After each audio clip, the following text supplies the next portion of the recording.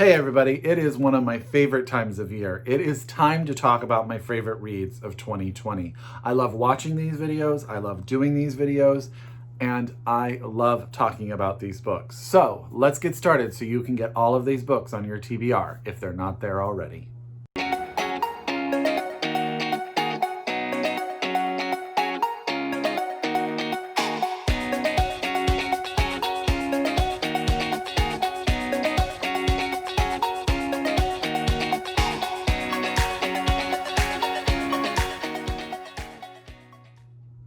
Hi everybody and welcome back to my channel. It's Russell with Ink and Paper Blog. How are you all doing today? Happy New Year. I hope you guys are doing very well. I hope you had a safe and wonderful New Year. I hope everyone in your house is healthy and doing very well. Today is the day you're going to start seeing these videos everywhere here on Booktube. Top 10 lists galore, and it is one of my favorite times of year. Today's list was hard to make. I have to tell you, I read some amazing books in 2020. I didn't read as many books as I usually read over the year. However, when I did get down to reading, I read a lot of really good titles. So this list was hard to come by. I have some books that I'm still sad didn't make the list, but I am super happy with this top 10 because let me just tell you right now, all of these books are amazing. All of them are worth your time. So if you haven't read them already or they're not on your TBR, please do so. So get out your pen, your paper, your Goodreads, however you keep track of your TBR. If you are so able, please order these books from your local independent bookstores. They still need us more now than ever. And if you are a library user, get your library to get you a copy as soon as possible because I'm telling you, every single one of these books is amazing. I did order the books in order from 10 to 1. And you know, in that 10 to about 3 zone, there's some movement here. All of these books are amazing, but I did put them in order and I am super excited to talk about them. So let's get started with the number 10. Number 10 is Ring Shout by P. Djeli Clark. This is out from Tor.com. They sent me this copy, so thank you very much, Tor. I really appreciate the gift. As always, I start by saying Tor is phenomenal with novellas. And Mr. Clark is a phenomenal novella writer. I've read all 3 of the novellas that Tor has published for him, and they have all been amazing. Set in 1915 in America, the movie The Birth of a Nation is about to be reissued, and it turns out that Mr. Clark has decided to sort of flip the historical script and talk about how the Ku Klux Klan is not what we've all believed it to be. The Ku Klux Klan has its normal members, which we know they are, and then it also has the Ku Kluxes, which are an alien demon sort of breed. I don't want to say too much more other than our main characters are a group of women that are hunting these beings down to cleanse the Americas of them. And we get to know all sorts of things about these women. In this small book, there's like this sort of Deus Machina aspect with these sort of fairy godmother aspects that help one of our main characters. It's an adventure story. It's a book that comments and discusses race relations in America. It is powerful and well done. And in the end, it is just a great story. And you will fly through it, I promise you right now. So that is Ring Shout by P. Djeli Clark out from Tor.com as we speak. Get your hands on it, it's so good. Okay. The next book is a book that I read at the beginning of the year, and I got to see the author speak, and it made me just love the book even more. And that is Cleanness by Garth Greenwell. This is the story of a man in Bulgaria. He's an English teacher. He teaches English, and he's about to leave Bulgaria and return home. And so all of the chapters are sort of like reflections on different types of relationships that that his main character had while he was in Bulgaria, and how those relationships sort of have formed him over the time he has spent in the country. Garth has such a poetic and lyrical style to his writing. He writes about sex and passion in a way that I arguably would say not many people are writing in this manner. There's a beauty to it, there's a ferociousness to it, there's a sadness to his writing, and it's all so well done and beautifully told. I actually read this book with the audio in my ear, which Garth Greenwell reads, so I've been doing that more often lately, as I have found my attention sometimes can be distracted by the world, or I'll start just thinking about work stuff and stuff. So if I put the audio in my ears and let it be read to me as I read the book, I really have enjoyed that. And Garth reads this and he is phenomenal. He has this silky smooth voice and it is so good. So I highly recommend Cleanness by Garth Greenwell. This is out from FSG. When I saw Garth in person, he was just amazing. He signed my book, so it was really exciting. So highly recommend this one. I think if you're looking for where I think literature could possibly be going in the future, Garth is one of those authors I think that's doing something new and original that's pretty amazing. So there you go. Next is a book that I really don't need to talk about more. I think I raved about this book so much on my channel, and that is The Great Offshore Grounds by Vanessa Veselka, and this is out from Knopf. Knopf actually did send me this copy as well, so thank you for the gift, Knopf. I really appreciate it. The Great Offshore Grounds is the story of a family. It's really what it boils down to, a relationship between two sisters and their mother. We know from very early in the book that the sisters are from different mothers, but the same father. They lived, their parents lived in a commune type setting, but the daughters have never been told which one is from which mother, and they don't know anything about the other mother because she left. She never wanted to be a parent. The book starts on the wedding of the girl's father. They haven't seen him in 14 years. They arrive, and he gives them the name of the other woman. Now, both sisters are at different points in their lives. One has just left a relationship. The other one is sort of just getting by. And this revelation changes sort of the dynamic for both of them. One of them decides to continue to live her life sort of independently. She goes to Alaska. She becomes a fisherman. The other one goes on a manhunt for this woman because she feels like if she knows this woman, that it will help her understand the decisions she has made in her life. This is also about the mother, their relationships. The mother deals with some health issues and all of this stuff regarding these two girls that she's raised as her daughters, and all of that dynamic as well. It's touching, it's brilliant, it's got some queer representation, and it's about relationships and giving yourself over to them. And I absolutely love this book. So that's The Great Offshore Grounds by Vanessa Veselka, out from Knopf. If you haven't read this already, please do. Please do. It's so good. Next is a book that actually came out a few years ago. Oh, I don't want my books to fall over here. That would be bad. Please don't fall. But I read this for my book club, and that is The Museum of Modern Love by Heather Rose. And this came out, I want to say, in 2017. And it won the Stella Prize in Australia. And Heather Rose actually participated in my book club. She lives in Tasmania, so we met at like Sunday at 4, which was Monday at 9 a.m. her time, and she was absolutely amazing. The Museum of Modern Love is a book that centers around an art exhibit that occurred at the MoMA. And the artist is Marina Abramovich. And what she did in this exhibit is she basically just sat across a table in a chair, and people were able to sit across the table from her, and they just stared at each other. And people had very different reactions. And that is at the center of all of our characters and their journeys throughout the narrative.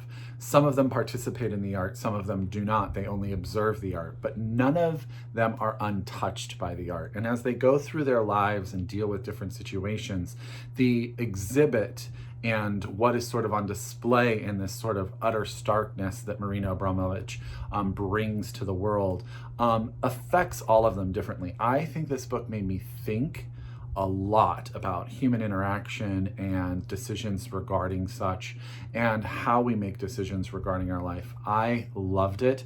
I'm a huge Heather Rose fan. I need more of her books to be published in the United States.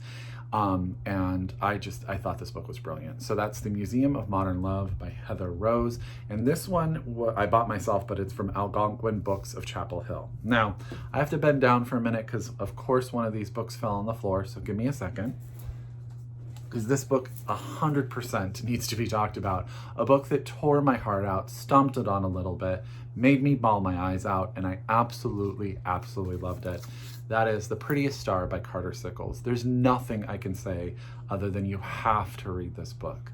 Set in the 1980s, around the AIDS epidemic, what we have is our main character has left his small town in Ohio, gone to New York, found himself as a gay man, fell in love, and then the AIDS epidemic strikes. His partner has passed away, he is sick with AIDS, and he comes home to his small Ohio town in order to die. And he wants to die at home. And he gets there and he has to deal with the fact that he hasn't seen his parents or really communicated with his parents. His sister, who he was very close to before he left, has sort of gone on her own way. And he moves to a small town in Ohio, which is not ready for the AIDS epidemic, is not ready to deal with it day in and day out.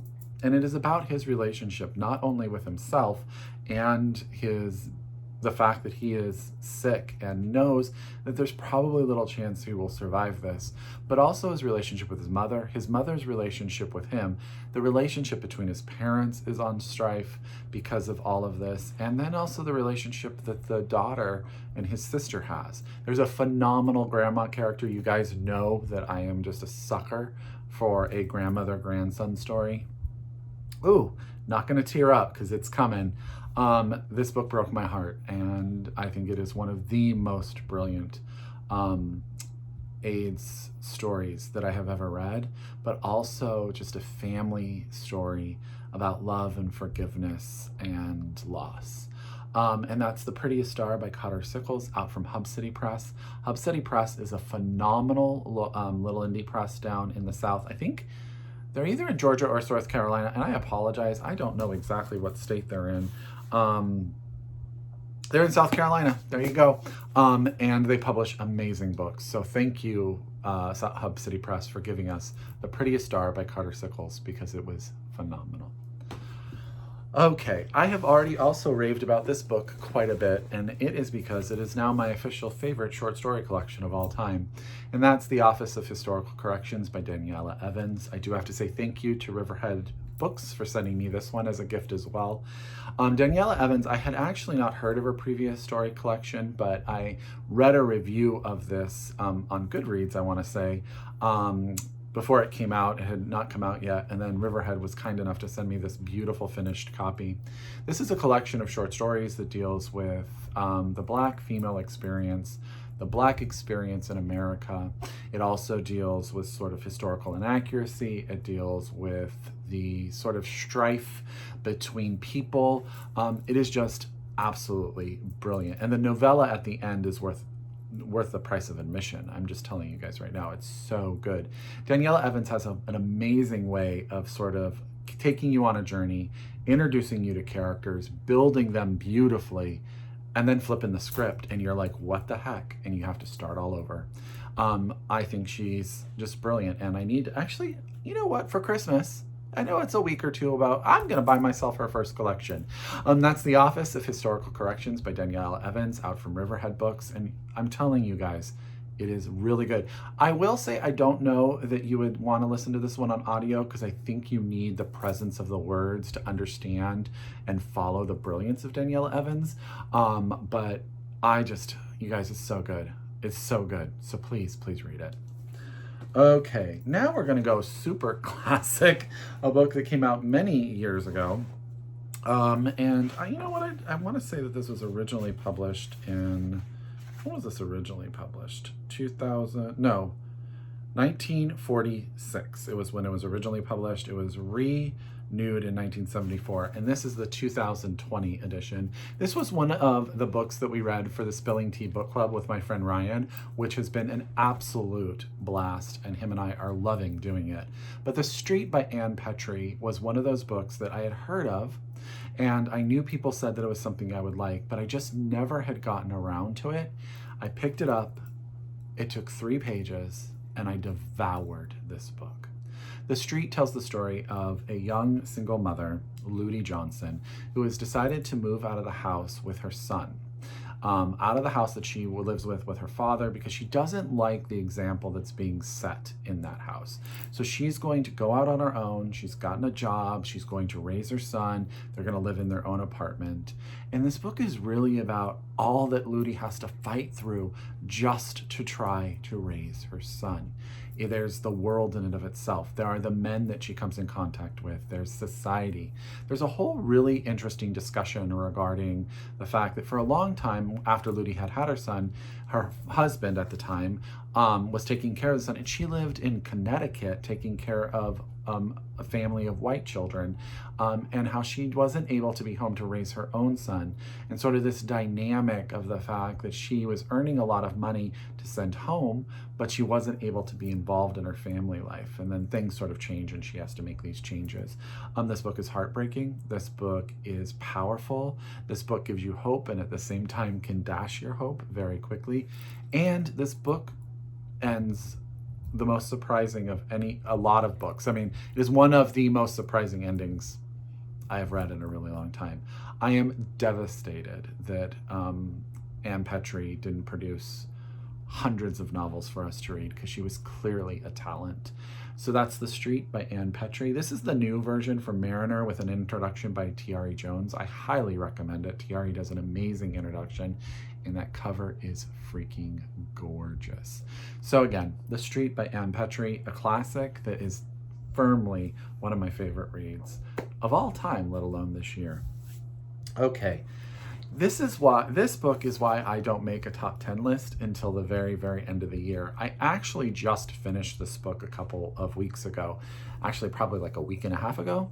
And it is a book that you're going to know. It's a book that a lot of people have read and commented on and a lot of times, but it has been on my shelf for some time. And I just thought it had too much hype. It had too much going on. I wasn't going to read it. And then one Saturday morning, I literally pulled it off the shelf because my friend Ryan actually had told me that I should watch the movie. And I said, well, I want to read the book before I watch the movie. So I started Call Me By Your Name by Andre Aciman on a Saturday morning. And on a Sunday morning. And by Sunday evening, I was done with it. I feel that there's a lot of comparison to me personally, this is just myself, in the writing style between Andre in this book and Garth. I feel like they both have sort of a lyricism to them that is undeniably amazing. This is the story of a love affair between a man and a 26-year-old man, I think, and a 17-year-old boy set in Italy. And it is about first love. It's about first heartbreak. It's about desire. It's about trying to figure out who you are. And it's about the difficulties of relationships at any times in our lives. And it is, at its heart, it is a love story, and it is beautiful, and it is heart-wrenching. And I cried so much. But I loved it. I thought it was just a beautifully written book. And I bought it. I just felt so real to me, so true to that first love experience, because we know it's very rare that first love lasts forever. So, but it's also, first love has such passion, and it just made me feel that, every bit of it. And I absolutely loved it. I will say this is probably going to fit itself into my top 10 best reads of my life. So that is Call Me By Your Name by Andre Aciman, and I love this book. I then watched the movie, I think like the next weekend, and bawled my eyes out. And of course the next book decided to fall on the floor. This video just wants to be difficult. 1 second. Okay, you guys. So we're into my top 2 reads of the year, and I don't think that either of these are going to be at all a surprise to you guys. But this was a year for me. I don't tend to read a lot of books about queer men. I just don't. And it's not that I specifically don't try to. I don't think that it's like anything like that. They just haven't been what has fallen year after year into my lap. This year I read a lot of books about queer men, queer women, and they were all phenomenal, and they were great stories. And the last 2 books resonated with me just amazing. I mean, they just were so powerful to me. So book number 2 on my list is Memorial by Brian Washington. I know that a lot of people have talked about this book, and I know that, that there's very differing opinions on it, but I devoured this novel. This is the story of 2 men, Benson and Mike. They are a couple. Benson is black and Mike is Japanese, and they are, I think they live in Houston, I want to say. And they've been in a relationship. They live sort of in this tight apartment, and their relationship has sort of been on the rocks. There's a discussion on whether or not it should be a closed relationship. Should it be monogamous? Should it be open? What do they each need to be happy? They clearly love each other, but what does that mean? And how is that going to work out? But at the start of the novel, Mike's mom is flying in from Japan. He hasn't seen her in some time. She's coming to stay with him, but Mike is getting ready to leave to return to Japan because he has found out his father, who he has not seen in some time, is ill and dying. So the book is told in 3 sections. The first section is Benson in Houston living with Mike's mom in this 1-bedroom apartment, and they have never met each other. And it is about that dynamic in and of itself, but we also learn about the start of the relationship. We learn about Benson's relationship to his family, and we also learn a lot about Benson and the mother sort of coming to terms with each other. What does that mean? Mike's section starts next. It's in Japan, where he goes and he finds his father. His father runs a bar, and it's about them coming to terms not only with the fact that the father left, but also that Mike thinks it's something to do with his sexuality. And there's a lot of dynamic regarding father and son. There's also sort of these dynamics about Mike trying to figure out what he wants from his relationship with Benson, and realizing sort of where he is in his life. And then we come back to Houston. Benson takes over again, and things sort of come to fruition. I don't want to ruin any of that. Brian Washington has such a unique writing style. There's like a specific dissonance to the way he writes that sort of just rang really true to my ear. He has a very sparse style, but it was packed with such emotion for me. And the relationship in this book just seemed really real. I think that a lot of people in relationships, young people specifically, will really connect to sort of that, you love someone, but is that the only one that you can love? How do you deal with when you don't know what you want and you meet other people and they fit different aspects of what you're thinking, but at the same time, you're trying to develop who you are and what your relationship with your family should be and all of that. I don't know. I thought it was brilliant. And that's Memorial by Brian Washington. And I loved it. I absolutely loved it. Okay. If you know me or have watched my channel at all this year, you know what book number 1 is going to be. So it will be no surprise to see Real Life by Brandon Taylor at number 1 on my list. This book is probably my favorite book of all time at this point. I said it, that it was fighting for it when I read it originally, but I wanted to give it some time. I have never stopped thinking about Wallace, the main character of Real Life. Set over a weekend at a Midwestern university, Wallace is a PhD student in a science program. This deals with really his relationship with the predominantly white peers that he has at the university. It deals with racism, it deals with sexism, it deals with sort of the manipulative nature of science, it deals with relationships that are sort of built on passion in such a way that you don't know whether or not the relationship itself is really real. There is a dinner scene in this book that is so poignant and powerful and uncomfortable that I think it should be read by every person who can read. I think Brandon Taylor deserves all the praise that he has received, and I think this book is genius. And that's all I can say about it. To me, when I finished it, I felt like I had read something that I will never forget for the rest of my life. So that is Real Life by Brandon Taylor, and I absolutely love this book, and that is my favorite read of 2020. I hope you guys liked this list. I hope that you'll read most of the books on it. I'd love to know what your favorite read of 2020 is. Please leave that in the comments down below.